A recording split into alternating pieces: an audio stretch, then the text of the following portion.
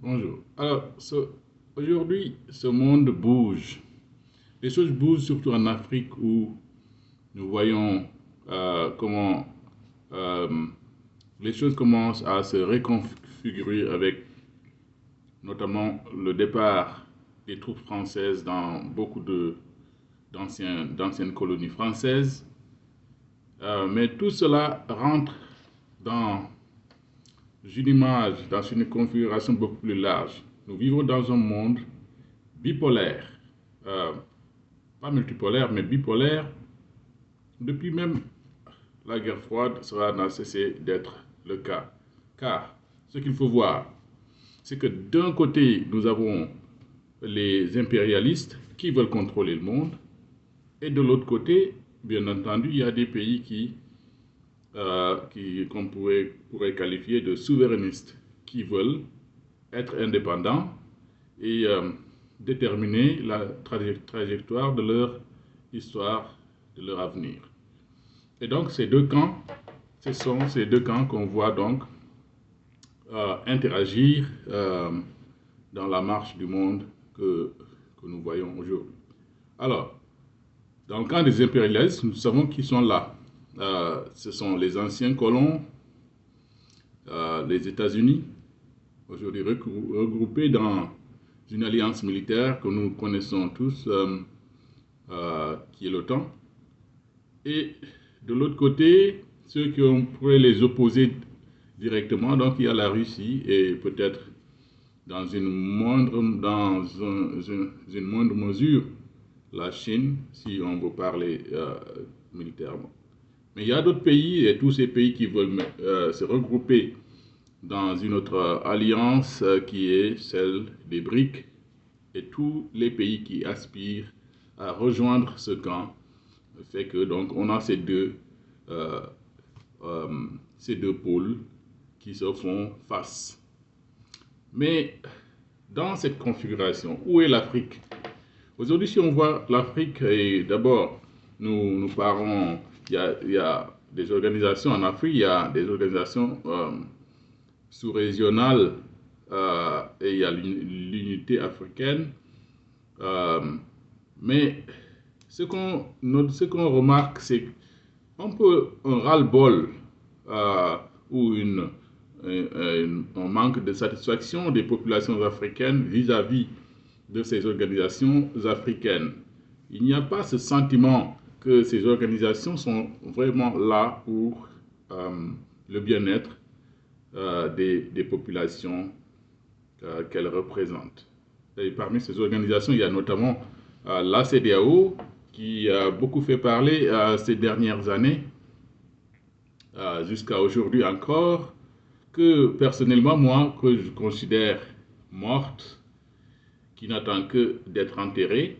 Il y a donc ce sentiment que ces organisations sont manipulées pour l'intérêt de l'un des pôles, donc le pôle impérialiste. Et si on regarde dans le cas de la CEDEAO, il y a des éléments qui peuvent faire penser à cela. Mais le fait le plus marquant qui nous y fait penser, c'est d'abord cette tentative de ce que j'appellerais coup d'État ou d'attaque contre euh, le peuple ouest-africain du Niger.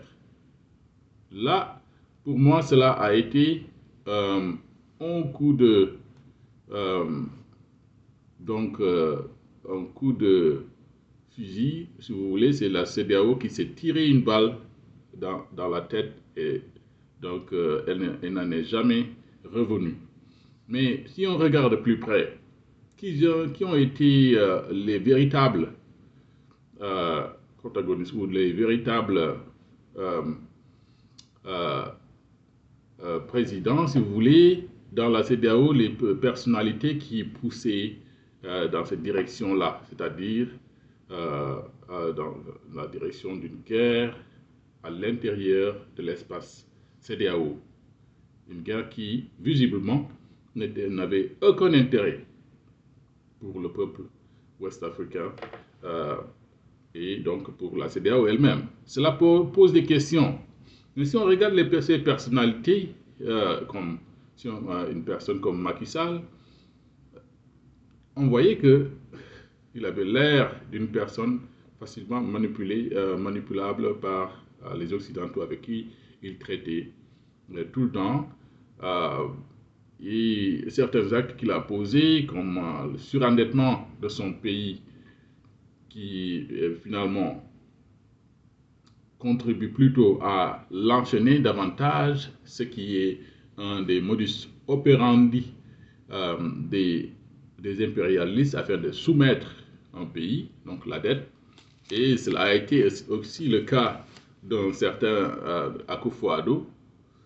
Euh, et si on doit parler de Ouattara, c'est un ancien du FMI.